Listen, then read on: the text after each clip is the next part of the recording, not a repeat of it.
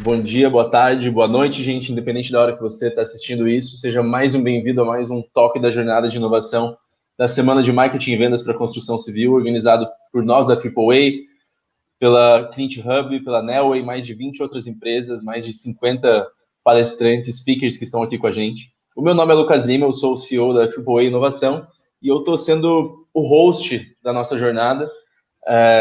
Sou eu quem faço a ponte com quem detém aí o real conhecimento.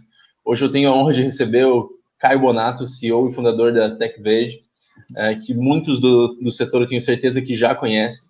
Antes da gente iniciar esse bate-papo, que eu tenho certeza que vai ser basicamente uma aula, lembrem que esse evento é gratuito, que você está assistindo agora, mas que tem outros parceiros, outros clientes, fornecedores seus que podem se beneficiar com isso também. Então, compartilha, posta no seu LinkedIn, no seu Instagram, coloca no seu Facebook, no WhatsApp e convida para quem precisa ver isso para estar aqui com a gente também. Caio, cara, primeiro, obrigado demais por estar aqui. É uma honra, um prazer estar podendo fazer esse bate-papo. E para começar, cara, conta aí só quem é Caio Bonato, antes da gente começar nas perguntas aqui para explorar um pouco mais da sua trajetória. Bom, primeiro, obrigado, né, Lucas, pelo convite. Também é uma honra para mim. Não é todo dia que eu posso bater uma bolinha com o Lucas Lima, né? Então, para mim é uma satisfação começar a semana batendo essa bolinha com você. E agradeço mesmo o convite, poder contribuir com esse evento que é sensacional.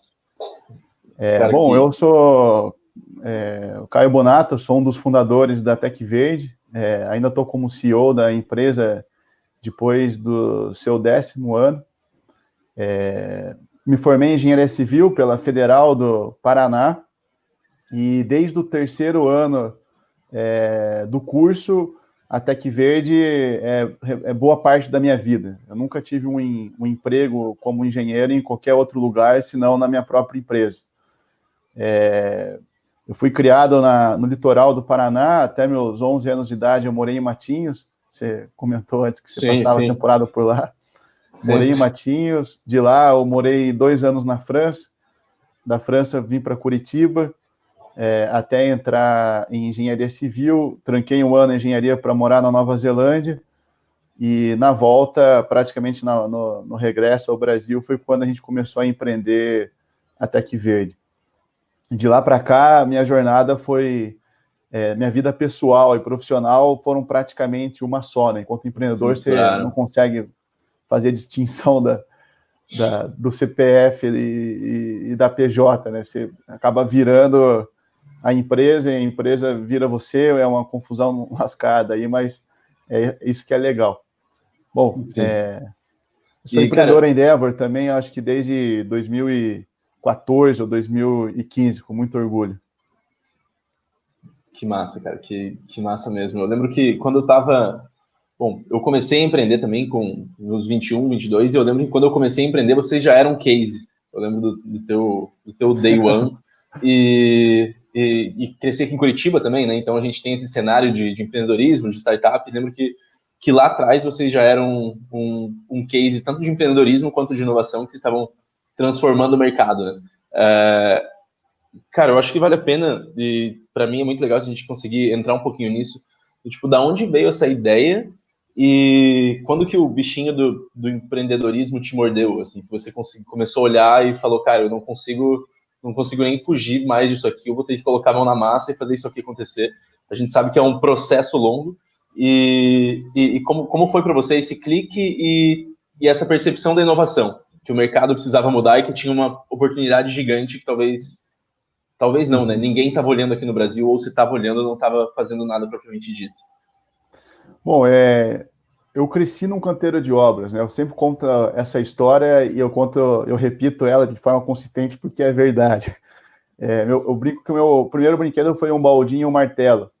Eu morava no litoral do Paraná e eu rodava as obras com meu pai. Meu pai tinha uma consultora, tem até hoje lá, rodava as obras com ele, catando o prego torto, desentortava os pregos ao longo do dia e no outro dia eu levava esses pregos até a obra de novo, né? Hoje isso tem outro nome, né? Trabalho escravo infantil, mas naquela época... ser preso. Podia, eu acho. Eu brinco com isso porque minha vida foi no canteiro de obras, assim. Eu cresci dentro do canteiro de obras e tendo meu pai como o meu herói desde sempre, né? E eu via, depois de entrar no curso de engenharia, eu via o quão atrasado ainda o nosso setor estava se comparado a outras indústrias, em termos de eficiência, de produtividade, né? Quando se olha todos os problemas da cadeia na construção, de falta de padronização, até às vezes, de soluções técnicas, de atrasos de obra, desperdício de materiais, problemas com mão de obra, falta de mão de obra qualificada, enfim, acho que todo mundo já viu. Quem construiu, nem que seja um puxadinho no fundo de casa, já viveu todos os problemas que você tem numa construção civil, da menor possível ao maior empreendimento do Brasil, os problemas são os mesmos. Logo após entrar no curso de engenharia civil, eu me deparei com um dilema quase que existencial, assim, puxa, será que eu estou no lugar errado, né? Acho que todo mundo que começou a empreender por algum propósito, algum dia, sempre pensou, putz, será que dá para mudar isso? Será que eu estou no lugar errado ou consigo fazer alguma coisa por aquilo que eu acredito? E até que Verde nasceu desse dilema. Assim, eu tranquei o curso de engenharia civil durante um ano para aprender inglês e para abrir um pouco a cabeça lá fora, porque eu achava tudo muito travado, eu não conseguia me ver continuando a fazer as mesmas coisas que sempre foram feitas no setor, né? Tive a sorte de ir lá fora conhecer tecnologias que eram bem mais eficientes do que já vinha usando aqui no Brasil, e quando eu voltei com uma resposta para esse dilema, né? Continuar fazendo a mesma coisa que sempre foi feito, ou acreditar que eu podia ser um protagonista dessas mudanças que eu gostaria de ver no setor. E foi por esse caminho que a gente decidiu seguir. Numa mesma semana, eu conversei com alguns amigos de faculdade, e junto a gente chegou à conclusão que seria legal montar uma empresa com o propósito de transformar uma indústria, transformar o setor da construção civil num setor mais industrializado e sustentável. E foi aí que a Tech Verde nasceu. Um propósito, né? Nasceu de um sonho mega grande, talvez pela inocência nossa ainda a gente achar que podia mudar uma indústria inteira, e hoje quando a gente olha para trás a gente percebe que esse sonho vem se tornando cada vez mais realidade ao longo dessa jornada. Que massa, que massa. E quando vocês entenderam o que eram essas tecnologias, esse processo de você... Bom, todo mundo que é empreendedor passa por isso, né? De você ter essa ideia, a formatação dessa ideia na tua cabeça, assim, a gente começa a ativar os nossos contatos, mas a gente sabe que desse momento até você conseguir ter o primeiro cliente, ter a primeira entrega e começar a tracionar, é um processo, né? Para onde que vocês começaram a olhar? Para quem que vocês foram pedir ajuda para conseguir tornar a Tech Verde não mais um propósito, um sonho, mas uma empresa sustentável? Uhum. A gente não tinha uma tecnologia já estipulada de qual seria a nossa tecnologia. A gente foi pesquisar tecnologias no mundo inteiro até chegar na tecnologia que a gente achava que era a mais adequada para o Brasil. Uhum. Por já ter uma cadeia de fornecedores formada, ter normas que mais ou menos regulavam o que a gente pretendia fazer. A gente achava que a tecnologia wood frame era uma tecnologia bacana até para a cultura do brasileiro, e a gente tinha no mundo soluções mega industrializadas já com o uso dessa tecnologia na Alemanha. E aí a gente foi atrás de como a gente poderia acessar essas tecnologias. Então, passamos quase que assim, um ano batendo na porta de Deus e o mundo para conseguir acessar esses players globais. A gente conseguiu apoio da FIEP para ir numa viagem para a Alemanha. Foi quando a gente conseguiu fazer a parceria com o estado de Baden-Württemberg para transferir tecnologia para a nossa empresa. Eles achavam que era uma multinacional já, Tech Verde, da forma que a gente vendia o negócio. O empreendedor é muito entusiasmado. O empreendedor vende sempre o futuro, né? Ele sempre vendo o que ele acha que pode fazer, não o que ele está fazendo, nem o que ele fez, né? E a gente também conseguiu uma parceria com um instituto canadense em tecnologia, BCIT, British Columbia Institute of Technology, também foi mega importante para a gente naquela época. E durante um ano e meio a gente fez transferência de tecnologia para o Brasil. Como engenheiro, tem várias histórias aí, desde 20 pessoas que trabalharam para a gente por um tempo de graça, depois a gente foi descobrir que existia um tal risco trabalhista, né? E a gente trabalhava lá de forma voluntária nesse processo. Tem uma hora que você descobre que a lei se faz, né? Que você talvez precise de um advogado. Você tem que rever todos os processos. Por um bom tempo, você nem sabia que era isso, né? E a gente transferiu a tecnologia para o Brasil e ainda com uma estratégia de começar pelo setor de média e alta renda. A gente queria chegar na massa, né, no setor de baixa renda. Isso foi no começo de 2009, então Minha Casa Minha Vida estava começando a bombar, era um momento de boom no mercado imobiliário. A gente achava que precisava... A nossa estratégia era começar pelo setor de média e alta renda, para gerar referências de qualidade e não criar um estigma na tecnologia de casa barata ou de casa para baixa renda, estritamente, né? A gente lançou casas projetadas por grandes arquitetos, que eram vendidas pela internet. As pessoas conseguiam escolher essas casas online, customizar e receber essas casas prontas para morar em, no máximo, 3 meses. Desculpa, isso em qual ano? 2009, 2010. Cara, a gente basicamente não tinha nem muita usabilidade com isso aqui, né? Tava começando, assim, a gente fazer compra na internet e ainda mais compra de uma casa, né? Total. Cara, E a primeira casa que a gente vendeu foi para um analista de risco, pela internet. O cara escolheu a casa, encomendou e falou, porra, deu algum problema aqui, ó, alguém encomendou uma casa. Deu alguma merda no sistema aqui, porque não é possível que o cara seja louco o suficiente. E por fim o cara tinha comprado a casa, ele se reuniu, e o cara era analista de risco, cara, foi bizarro, assim. Depois a gente descobriu que... Olho é muito bom ou muito ruim, né? A mulher dele era que decidia, a profissão dele entendi. Não pesou. E a gente começou por esse setor, até conseguir homologar a tecnologia para baixa renda. Começamos com uma fábrica onde a gente conseguia fazer uma casa por mês, quase quebramos diversas vezes, porque depois a gente foi descobrir que era proibido financiar as nossas casas aqui no Brasil. Foi um processo que também foi um capítulo à parte, assim, demorou mais de ano, assim, para a gente conseguir desenvolver uma linha de financiamento, até a gente conseguir daí homologar a tecnologia no Ministério das Cidades, começar a dar escala no setor de baixa renda depois de um tempo. Foi quando a gente conseguiu crescer mais nosso negócio. Cerca de 70% de tudo que a gente fez foi para baixa renda. De lá para cá, a gente foi investido por alguns fundos, americano, brasileiro, de risco e de private. Até na virada desse último ano, a empresa foi comprada por 2 multinacionais, a Arauco e a Etex, onde a gente hoje faz parte de um grande grupo. A gente saiu de uma fábrica que tinha capacidade de uma casa por mês para uma fábrica hoje que tem a capacidade de mais ou menos 7.500 unidades por ano. Caramba, então, a empresa cresceu bastante. Hoje a fábrica é mega automatizada, super moderna. A gente conseguiu atingir níveis de produtividade melhores do que na Alemanha, onde a tecnologia começou, melhores do que nos Estados Unidos, que acaba sendo referência para muita coisa. Hoje a nossa tecnologia de produto e de processo é uma das mais produtivas do mundo. E isso, totalmente desenvolvido aqui no Brasil, com gente nossa, com engenharia dentro de casa. Então, acho que prova o valor, né, que a gente tem ainda a se explorar aqui no Brasil.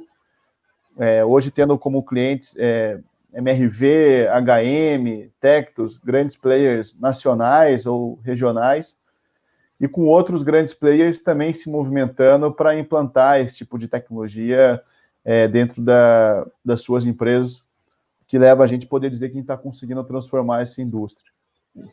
O sonho virando realidade ano a ano. Cara, tem muitos pontos que eu quero explorar aqui, mas um deles é o quanto nos processos de inovação, e a gente olha inovação, geralmente ela para quem está assistindo a gente ou está no mercado tradicional, a gente olha ela de forma distante, né? E daí quando a gente relaciona inovação, a gente pensa na SpaceX, no Elon Musk, no Steve Jobs e em coisas altamente tecnológicas. E é muito legal ver o processo de vocês, de uma empresa que já nasceu inovadora e passa a enfrentar todas aquelas barreiras do tipo, por mais que a ideia, bom, vocês sabiam que as tecnologias funcionavam e eram aplicadas em outros países, vocês têm barreira burocrática, política, vocês têm barreira do mercado que não está adaptado, às vezes o mercado está fechado para não deixar vocês crescerem, porque a tecnologia geralmente começa mais cara. Aí você tem toda a questão do consumidor ainda, porque o consumidor não está adaptado, ele não confia. Então, vocês, quando a gente fala dos originals, assim, das pessoas que elas começam realmente inovando, cara, tem que ser aqueles caras realmente com sangue no olho, do tipo, a gente vai fazer isso acontecer, e que é longe de ser um processo fácil, né? As barreiras são gigantescas até você conseguir colocar tua ideia no mercado. Sim. Total. As barreiras são infinitas quase, né? Não existe uma linha de chegada. É isso que o nosso discurso quase que ano a ano aqui é exatamente esse. Não existe uma linha de chegada para onde a Tech Verde pode chegar, uma linha de chegada para quando nossos desafios vão terminar, e nenhuma linha de chegada para a gente ser feliz. E a gente tenta sempre ter linhas de chegada na nossa vida, né? Uhum. Quando você se coloca num desafio tão grande como esse, que é de transformar um setor inteiro, eu acho que tem que estar aberto para o longuíssimo prazo, porque os resultados vão vir no longuíssimo prazo. E se a gente não conseguir viver muito o presente, vencer os desafios do presente para dar cada passo por vez, se acaba, eu acho que, ou desistindo, ou morrendo no ataque do coração, de ansiedade. É impossível, assim, você conseguir viver uma vida saudável se você não tiver com a cabeça muito no lugar para esses desafios de longo prazo. E no nosso caso não foi diferente, né? Que foi um desafio depois do outro, ano a ano, até hoje, cada vez é uma coisa diferente. A gente acabou não falando o que a gente faz, né? A gente produz casas e prédios numa fábrica. A gente produz todas as casas e os prédios como se fossem peças de um Lego, e a gente monta isso na obra de uma forma muito eficiente. Cerca de 80% da obra vai pronta de fábrica. A gente monta uma casa em mais ou menos 1 hora hoje, no canteiro, e um prédio em 1 semana, com 7 pessoas no canteiro. Então, é esse tipo de tecnologia disruptiva que a gente desenvolveu nos últimos anos. Eu vi alguns vídeos de vocês e realmente, quando você vê o time-lapse, assim, parece que estão montando os Legos mesmo, encaixando as pecinhas. E é um processo bem legal de ver, eu acho que a gente pode até compartilhar esses links posteriormente. Mas, cara, 3 palavras que eu relaciono muito a Tech Verde, assim, sustentabilidade, inovação e eficiência. E eu queria entrar especialmente na área de eficiência, porque do que eu entendi, vocês são os malucos da eficiência e de otimização de processo, otimização de produto.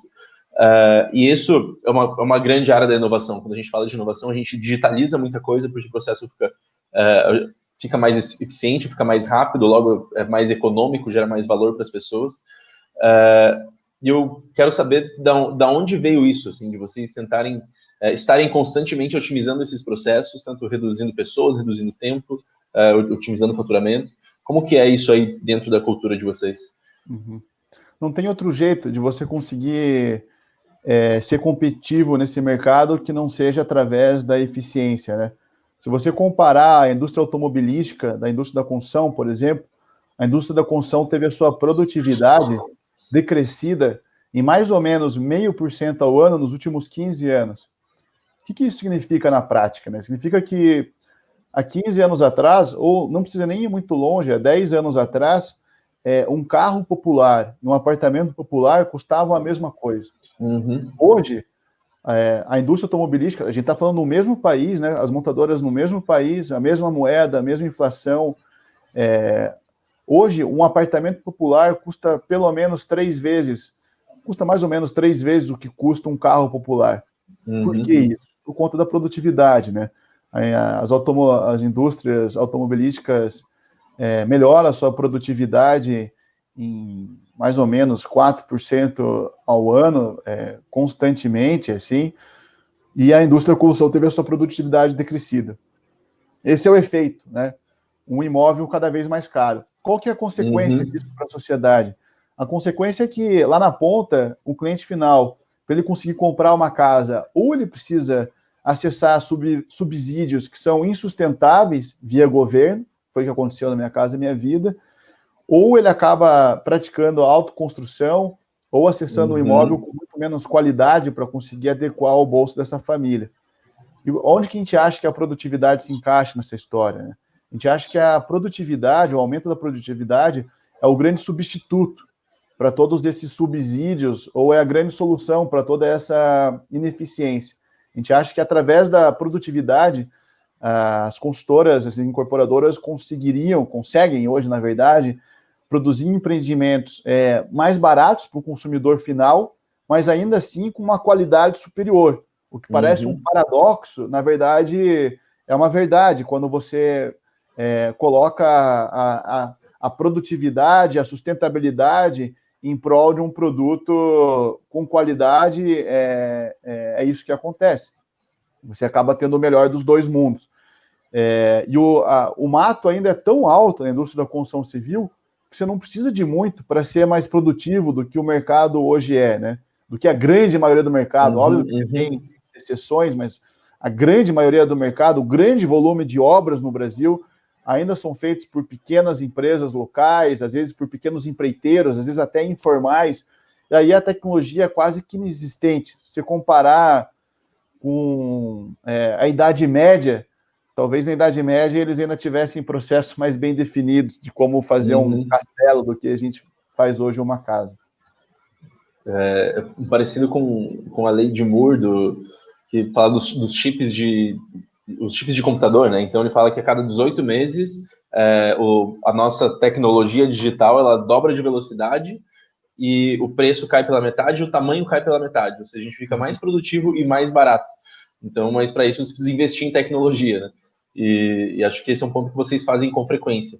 Vocês têm um time de P&D dentro, um time de inovação, como isso se dá na prática dentro da cultura de vocês? Todo mundo está pensando em eficiência a todo momento? Está bem enraizado em todos os colaboradores? Boa.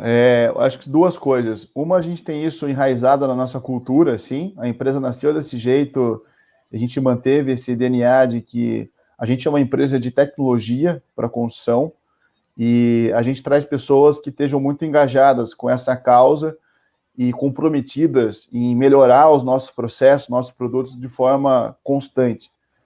A forma que a gente traduz isso na nossa cultura é no que a gente chama do jeito TechVerde. TechVerde hoje está sustentada em 4 pilares, que é o busque o novo, faça a diferença, não desperdice e divirta-se. Então, são os 4, a gente antes tinha uma porrada de valores, tal, a gente acabou traduzindo em 4 que todo mundo conhece. As pessoas são contratadas por esses valores, as pessoas são avaliadas pelo jeito TechVerde, são premiadas pelo jeito TechVerde, todas as ações que a gente tem de endomarketing são relacionadas ao jeito TechVerde, então a gente fortalece isso, em primeiro lugar, na cultura. De nada adianta você ter um processo muito bem definido se não tiver uma cultura bem estabelecida para levar isso adiante, né, e para melhorar isso. E depois a gente tem uma área de P&D. Hoje a gente tem um time alocado a isso, é um time que trabalha exclusivamente com P&D e que faz gestão daí de múltiplos projetos. Lá a gente roda mais de 40 projetos de P&D todos os anos, desde pequenos projetos de ciclo mega curto, com métodos bem ágeis assim, de validação, com gateways bem definidos, até projetos daí bem mais robustos, criação de soluções inteiras do zero, envolvendo players de outros países. A gente tem parceria hoje com mais de 64 universidades e centros de pesquisas. Projetos em andamento desde rolou projeto já desde o Japão, Austrália, passando pela Europa, Chile, Estados Unidos, Canadá. Então, a gente fomenta muito a pesquisa também dentro das universidades, a gente disponibiliza informações confidenciais até de forma gratuita para quem quer pesquisar temas que são do nosso interesse, eu tenho a ver com os nossos objetivos, e a gente apoia aí por ano, sei lá, mais de 30 projetos desse tipo também, disponibilizando informações, acesso à fábrica, acesso a obras, rede de contatos que a gente tem, sem exigir nada como contrapartida, nenhum tipo de patente ou direito sobre o que vai ser desenvolvido pelo sujeito lá na ponta. E isso está muito alinhado com esse propósito de vocês de realmente transformar o mercado como um todo, né? Exatamente, eu acho que isso faz parte do nosso DNA, né? Faz parte da transformar o mercado como um todo, e aí a gente precisa formar uma cultura não só dentro de casa, mas também uma cultura de mercado, né? A gente acredita que quanto mais aberto a gente for, quanto mais colaborativo a gente for, melhor para a estratégia da empresa de longo prazo. E, cara, que legal isso. Porque tem toda uma mudança tem uma palavra da moda que é o mindset, né? De você sair dessa mentalidade de escassez para abundância, de você sair dessa mentalidade de competitividade para colaboração. E acho que desde cedo vocês entenderam muito bem isso. Bom, primeiro que vocês não iam conseguir sozinhos, né? Então acho que talvez não diretamente do Brasil, mas lá de fora me parece que vocês ganharam muito suporte, muita abertura de muita gente e estão passando isso adiante hoje aqui dentro. Né? Correto. Acho que o que ajuda muito isso é você ter um propósito genuíno mesmo por trás do negócio. Acho que sempre o que nos abriu a porta foi o propósito da TechVerde. A gente não nasceu como uma empresa gigante, a gente não nasceu com milhões em caixa, a gente rodou pelo menos 5 anos tendo começado com muito pouco mesmo dinheiro, assim, até a gente receber um primeiro investimento profissional, zelando muito pelo caixa operacional para conseguir desenvolver a base para o nosso crescimento, desenvolver os recursos financeiros para o nosso crescimento. Então, e a forma de se fazer isso quando você não tem dinheiro para contratar tudo e controlar tudo é através da colaboração. Uhum. Então, acaba que não tem outro jeito. Ou você ficar preso ao teu mundinho e dependendo de uma porrada de coisa acontecer para você conseguir desenvolver o seu negócio, ou você se abre para o mundo e vai desenvolvendo um negócio de forma colaborativa com as pessoas que estão dispostas, com as pessoas, empresas que estão dispostas a te ajudar e dividindo esse problema em problemas menores, né, para você conseguir resolver uma coisa por vez. E para nós isso foi crucial. Então, desde o momento zero, assim mesmo, a primeira casa que a gente produziu foi com a ajuda dos nossos fornecedores, com doação de estoques iniciais. A gente conseguiu apoio para comprar as nossas primeiras máquinas com algumas empresas da Alemanha, com recursos da FINEP, o Sebrae, o Senai, a FIEP nos ajudaram muito. Depois a Endeavor foi o nosso MBA, a nossa grande escola de negócio foi a Endeavor. Então, a gente teve uma felicidade enorme, assim, de graça ao nosso propósito, ter recebido a ajuda de muita gente ao longo da nossa história. Cara, que incrível, que incrível. Tem mais pergunta aqui para 2 horas de bate-papo, mas infelizmente eu vou seguir para o finalmente para a gente conseguir se ater ao nosso tempo.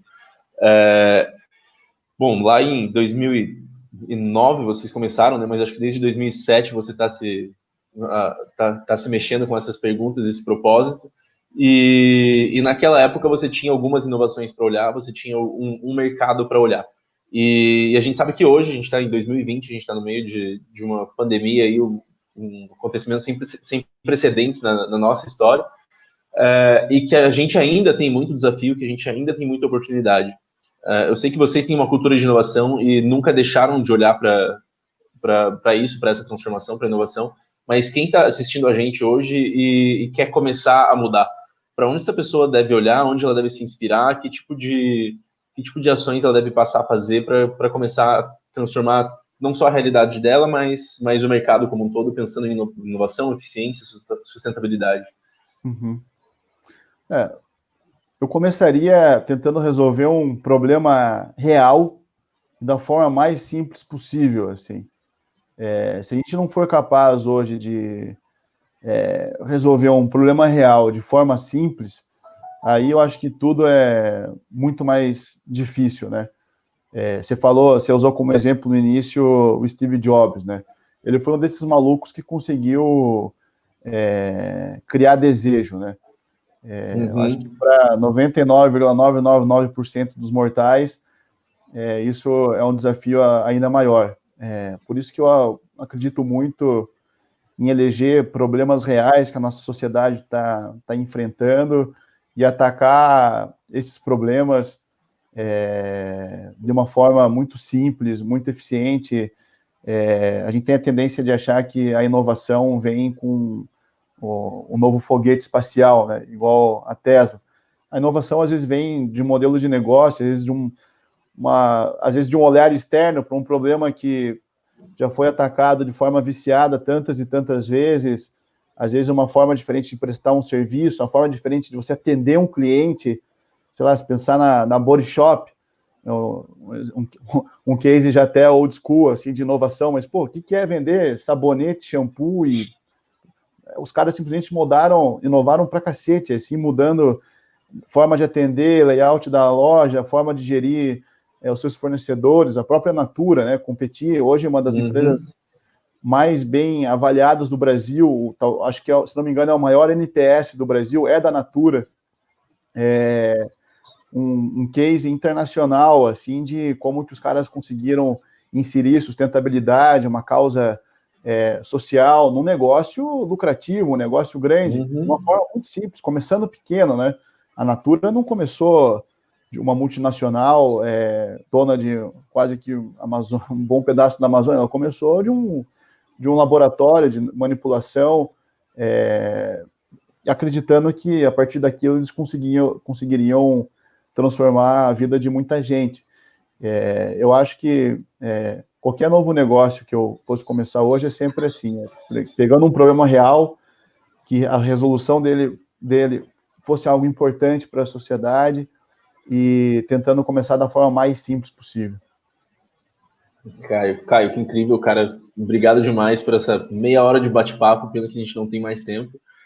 Tenho certeza que, bom, se para mim foi essa aula, para quem está acompanhando a gente, quem está no mercado também, deve ter sido agregador demais. Cara, quem quiser te adicionar, entender o que você está fazendo no mundo, conhecer mais a TechVade, esses caras seguem quem, para onde eles vão, como que eles podem te achar? A gente tem o próprio site da TechVade, né, e o meu LinkedIn também, eu não sou um cara muito frequente lá, mas também uso como um canal, e a TechVade está presente em todas as redes sociais, então, se quiser saber um pouco do que a gente está fazendo, nossa vida ainda continua misturada, a gente continua casado, por mais que a empresa faça parte de um grupo internacional hoje, eu continuo casado com ela. Que massa, que massa. Cara, obrigado demais, valeu pelo teu tempo, pelo bate-papo, bom demais te conhecer. E é isso, valeu por todo mundo que acompanhou a gente até aqui. E daqui a pouco tem mais speakers, tem mais talks falando sobre inovação para construção civil. Caio, obrigado de novo. Valeu, gente, Lucas. Valeu. Abração para todos. Um abraço e até mais.